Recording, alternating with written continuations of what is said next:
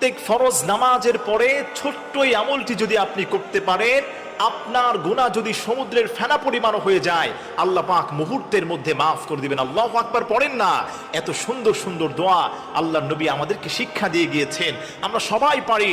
আল্লাহর কোনো গোলাম যদি প্রত্যেক ফরজ নামাজের পরে সালাম ফিরানোর পরে কোনো গোলাম যদি হাতে গুনগুনে ৩৩ বার সুবহানাল্লাহ পড়তে পারে, ৩৩ বার আলহামদুলিল্লাহ পড়বে এবং ৩৪ বার আল্লাহু আকবার পড়তে পারে, নবীজি বলেন যেই বান্দাটা এই আমলটা নিয়মিত ৪১ দিন করতে পারবে, আল্লাহ রাব্বুল ইজ্জাত ওয়াল জালাল গফিরাত লাহু খতায়াহু ওয়া ইন কানাত মিথলা জাবাদিল বাহরি, আপনার গুনাহ যদি সমুদ্রের ফেনা পরিমাণ হয়ে যায়, আল্লাহ রাব্বুল ইজ্জাত ওয়াল জালাল ওই গুনাহগুলোকে আল্লাহ পাক মুহূর্তের মধ্যে মাফ করে দিবেন। আল্লাহু আকবার পড়েন।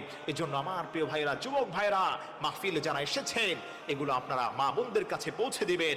মা বোনেরা নামাজি হয়, ঘরে বসে বসে আল্লাহ বিল্লাহ করে, নামাজের পরে তারা এই আমলগুলো করবে, সোশ্যাল মিডিয়াতে এগুলো যাবে, আপনারা এগুলো শেয়ার করে দিবেন।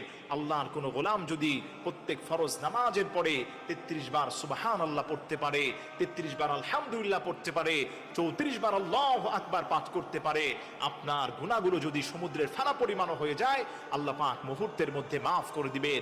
তাহলে প্রিয় ভাইরা, এবার একটু দেখেন, আমাদের মধ্যে এমন কেউ নেই যে আমাদের গুনাহ হচ্ছে না। মুসলিম শরীফের ৯৯৫ নং হাদিসের মধ্যে এসেছে, আল্লাহর কোন গোলাম যদি প্রত্যেক ফরজ নামাজের পরে একবার জোরে সালাম ফিরানোর পরে পড়বে আল্লাহু আকবার, এরপরে ৩ বার পড়বে আস্তাগফিরুল্লাহ, হাতে গুনে গুনে সে ৩৩ বার সুবহানাল্লাহ পড়বে, ৩৩ বার আলহামদুলিল্লাহ পড়বে, ৩৪ বার আল্লাহু আকবার পড়তে দেরি হবে, আল্লাহ পাক ওই গোলামের পিছনের গুনাহগুলি তো আল্লাহ পাক মাফ করেই দিবেন। তার গুনাহ যদি সমুদ্রের ফেনা পরিমাণ হয়ে যায়, আল্লাহ রাব্বুল আলামিন মুহূর্তের মধ্যে মাফ করে দিবেন। সুবহানাল্লাহ পড়েন। এজন্য আমার প্রিয় ভাইরা, আসেন ফরজ নামাজের পরে আমরা সালাম ফিরিয়ে মোনাজাতের জন্য অনেকেই পাগল হয়ে যায়। আমরা আগে বেসিক কিছু আমল করার চেষ্টা করব।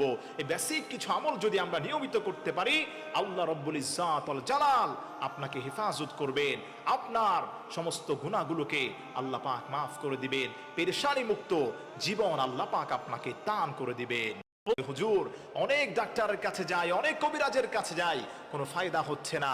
আমি আজকে আপনাকে আল্লাহর কালামের